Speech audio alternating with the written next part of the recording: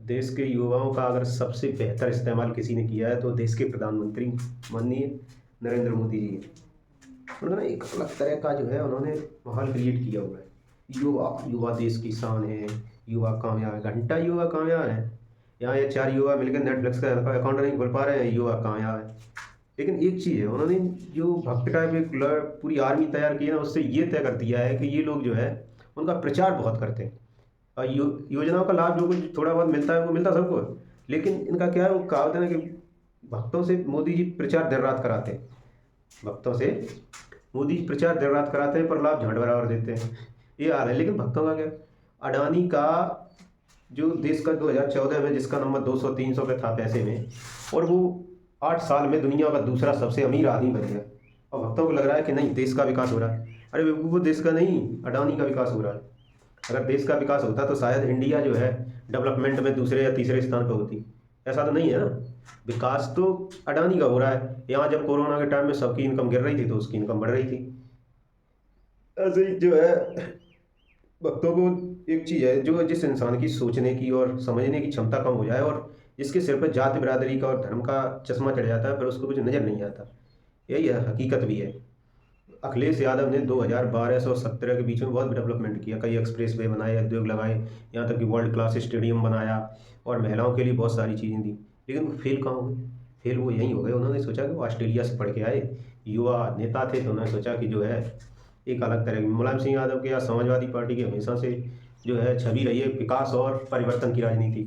लेकिन अखिलेश यादव युवा थे, नए थे, तो उन्होंने सोचा कि जो है ऐसा नहीं है कि जाति बिरादरी के नाम पर 2014 में वोट पड़ गया तो आगे भी पड़ेगा। तो उन्होंने डेवलपमेंट की एक नई मिसाल पेश की। बड़े से बड़े इतना बड़ा एक्सप्रेस बनवाया, हर घर एक्सप्रेस भी बनवाया और हर घर तक एम्बुलेंस पहुंचे, 100 नंबर, और इतने बड़े पैमाने पर युवाओं को लैपटॉप बांटे। ये सोच कर बांटे थे कि उन्होंने, उनके दिमाग में था कि नहीं, युवा पीढ़ी है और ये जो है तय करेगी कि आने वाले समय में यह जाति धर्म से उठकर सोच अलग करके जो है वोट देगी। लेकिन ऐसा हुआ नहीं। 2017 में भी नहीं हुआ, 19 में भी नहीं हुआ, और ना ही उसके बाद फिर जो 22 में जो है परिवर्तन आया, लेकिन उतना नहीं आया। लेकिन 22 में एक चीज़ नोटिस की गई है कि जो है डेवलपमेंट तो उन्होंने गिनाया ही अखिलेश यादव। लेकिन उसके बाद जो है उन्होंने अपनी चीज़ें वो भी गिनाई। जैसे उन्होंने कास्ट का जो है, जो जिस तरह का नया अन्य पार्टियां करती हैं, तो वो दाव भी चला जाति का कि यादव मुस्लिम और कुछ दलित का हिस्सा मिल जाएगा। ओबीसी पे पूरी नज़र थी उनकी, तो वो वोट भी मिल जाए। लेकिन ऐसा हो नहीं पाया। काफ़ी हद तक कामयाब हुए, और ऐसी बात नहीं है, कामयाब हुए। बीजेपी लोहाने में कामयाब हुई, प्रशासन भी था उसके पास, तो प्रशासन के जरिए जो है उसने वोट भले ही अपने पक्ष में डलवा ली। लेकिन जो है परिवर्तन तो होके रहता है। 2024 के लिए अभी से आप देखेंगे तो हर जाति वर्ग में एक अलग तरह की नाराजगी है सरकार के प्रति। लेकिन उसको भुना पाना भी जो है इस सरकार की या पार्टी की जिम्मेदारी है।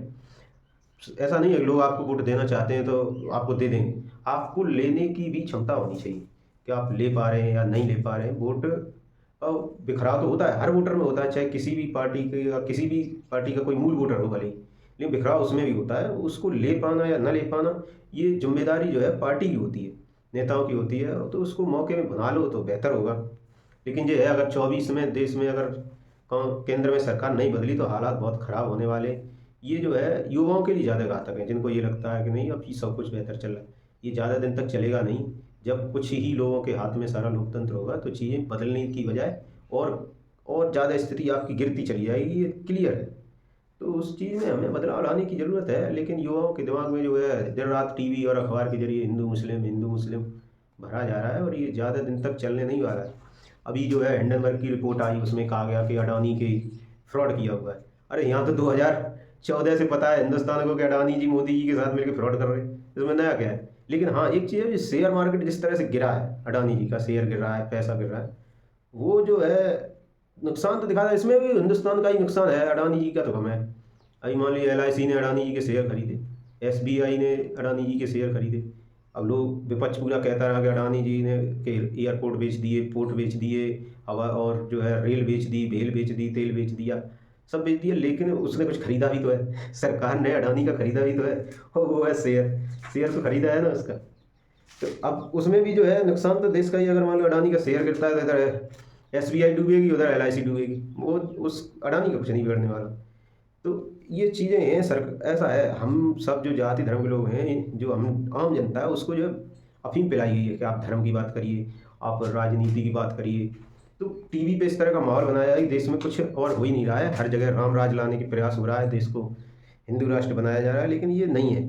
उसके उस इन सब चीज़ों के पीछे, धर्म की आड़ के पीछे अडानी जैसे कॉरपोरेट देश को लूट भी रहे हैं, इसमें भी कोई गलत नहीं है, दिन रात लूट रहे हैं। अब मान लीजिए जो व्यक्ति 2014 में जिसका नंबर देश में 200-300 पे था, आज वो दुनिया का दूसरा सबसे अमीर आदमी बना हुआ है, तो उसके पीछे भी जो है किसी एक व्यक्ति की नहीं, पूरे देश की मेहनत का पैसा है और उसी पैसे से वो अमीर बन रहा है।